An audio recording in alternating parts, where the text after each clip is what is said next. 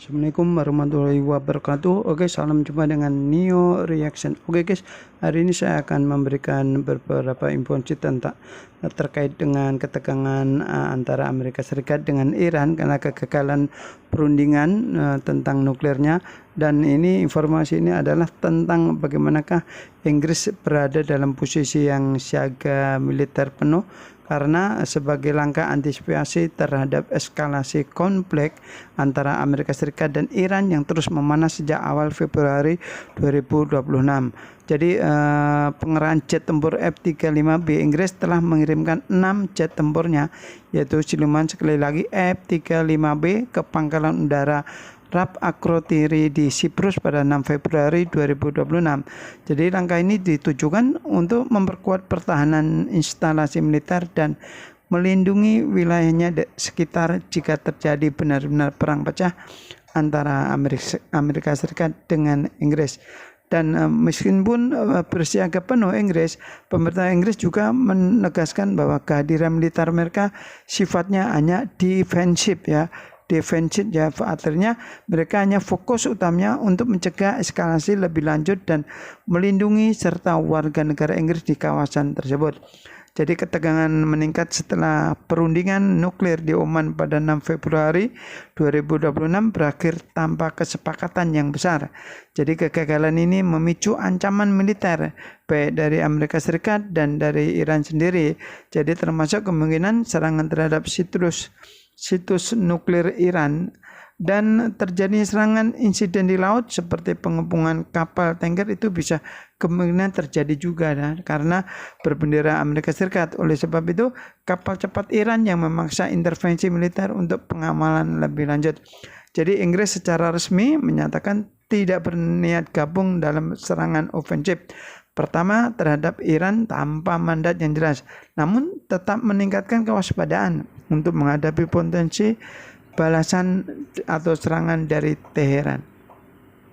Oke guys, langsung saja kita perlihatkan videonya bagaimanakah kesiapan dari Inggris, Amerika Serikat, dan Iran sendiri. Iran kembali melontarkan peringatan kepada para musuh, memperingatkan bahwa konsekuensi perang berada di pundak Amerika Serikat dan Israel, sekaligus menuduh mereka sebagai penghasut perang. Mengutip Tasnim pada 9 Februari, peringatan itu dilontarkan oleh Kepala Staf Angkatan Bersenjata Iran, Mayor Jenderal Abdul Rahim Mousavi, pada Minggu 8 Februari 2026. Lebih tepatnya, dia menegaskan bahwa Iran siap namun tidak ingin memulai perang regional yang dinilainya akan menghambat pembangunan kawasan. Mayor Jenderal Mousavi menilai Iran menunjukkan kekuatan dan kesiapan menghadapi perang jangka panjang dengan Amerika Serikat. Sembari menegaskan keterbukaan Teheran pada negosiasi perang regional akan menjadi tanggung jawab para penghasut, terutama Amerika Serikat dan Israel.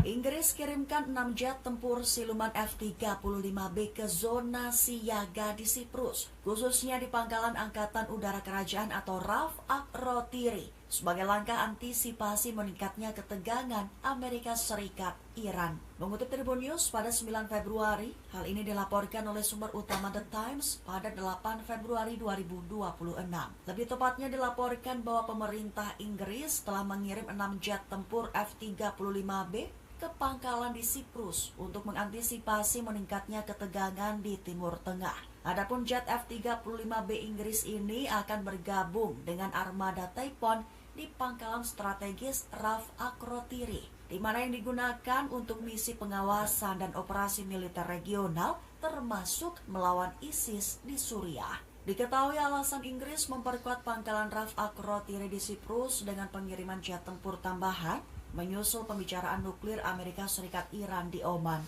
Mengingat ketegangan meningkat karena Amerika Serikat memberi sanksi dan Iran menegaskan program rudalnya tidak untuk dinegosiasikan, sehingga itu yang mendorong langkah pencegahan Inggris demi melindungi aset dan personilnya di kawasan yang strategis tersebut. Israel diprediksi runtuh sebelum tahun 2048. Alasannya karena perpecahan internal, isolasi global, dan kegagalan kepemimpinan. Mengutip Amayadin, pada 9 Februari prediksi ini dilontarkan oleh pensiunan Mayor Jenderal Israel Yitzhak Brik. Adapun kekhawatiran ini dilaporkan dalam sebuah artikel opini yang diterbitkan oleh harian Ma'arif. Terkhusus dengan judul Israel sedang menuju kehancuran dan hanya ada satu cara untuk menyelamatkannya. Awalnya Brik menulis bahwa saat menatap masa depan ia bertanya-tanya apakah negara Israel akan mencapai usia 100 tahun. Lantas Brik menyatakan bahwa Israel telah lama mengalami perpecahan internal, ditandai dengan kebencian antara kelompok sosial, politik, dan etnis yang mempengaruhi seluruh aspek kehidupan. Brik juga mengkritik kepemimpinan Benyamin Netanyahu di Israel sebagai sempit, tanpa arah, dan lebih mementingkan kelangsungan politik daripada kepentingan publik. Dia bahkan menilai Israel semakin dipandang negatif secara internasional.